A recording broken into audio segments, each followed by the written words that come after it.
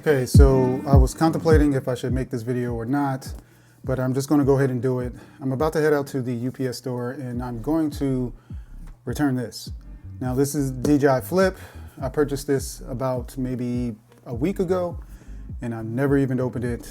And I'm going to explain why in this video. I'm going to take about maybe 5 minutes just to explain why I did not open this and why this drone is not for me. Now, a quick backstory on this. When the rumors and everything came out for the DJI Flip and when the release date was actually revealed, set aside some money so I can go ahead and purchase it. I just went ahead and made a decision that I was going to purchase it, test it out and see what it was like. But when it actually finally was released, I went ahead and purchased it without even looking at any other videos, any other reviewers or whatever. I just went ahead and purchased it the day of. And then, I got kind of busy and wasn't able to actually open it when I received it. So it sat for a few days. So within those few days, I went ahead and checked out a few review videos from some reputable, reviewers out there. And most of them were positive. Being KOLs, most of them were positive. They did share some negative aspects about it as well. So with that information, I decided that this was not for me and it wasn't going to fit in the drone lineup I had. Actually, it would have just been a repeat of the Neo. So what I purchased was the standard pack, and I decided to go ahead and piece it together a la carte to get a fly more combo minus the bag, which I have plenty of bags here that I can use. I did purchase the cradle, and I also purchased 2 more batteries which weren't available just yet, so I automatically got my refund on that, so that was fine. I saved a couple dollars. Actually, I saved maybe $50, I believe, by doing it this way. And I did not need, I already have a DJI RC2, so I didn't need a RC2. That's why I opted for the standard pack, which comes with the remote in 3. All right, so just to go over the specs, which initially attracted me, this is a sub 250 gram drone. It has a 4K camera, which is capable of shooting, 60 frames per second, and also 100 frames per second in slow-mo. And it also capable of shooting in D-Log-M. It also shoots 48 megapixel raw photos, and the camera is mounted on a 3-axis gimbal. Now, one of the things that actually attracted me even more was that it had the built-in prop guards, which makes it safe for flying over people, but there is a caveat to that. Now, this does not have, remote ID. Now, based on the regulations, you are required to have remote ID if you are flying over people. Now, if you meet all the requirements as far as the, prop guards and sub 250 gram drone, you also have to have remote ID, and this does not have remote ID.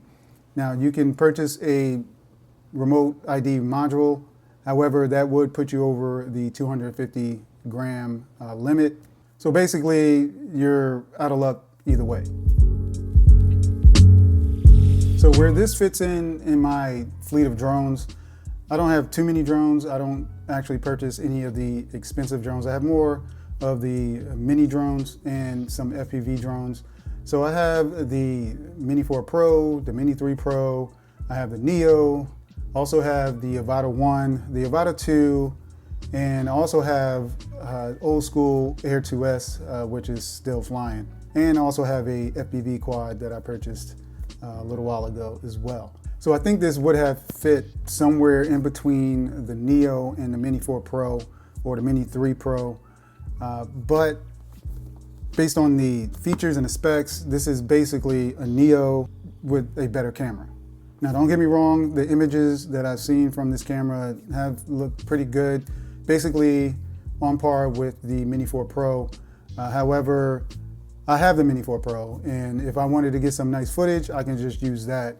Also, if I wanted to vlog with the Mini 4 Pro, I can do that as well. It's not like I'm going to be, using this or indoors or anything like that, or would have used it indoors or in tight spaces or in crowded areas where the prop guards would have, been useful. Mostly I film, landscapes and also just nice cinematic footage. So this is not going to be useful for me. I don't see myself actually flying this at all, really. That's why I didn't even open it. I didn't even have the excitement to open it, and it didn't even thrill me right off the bat, so it's going back. Now, as you saw, I do have a lot of DJI drones.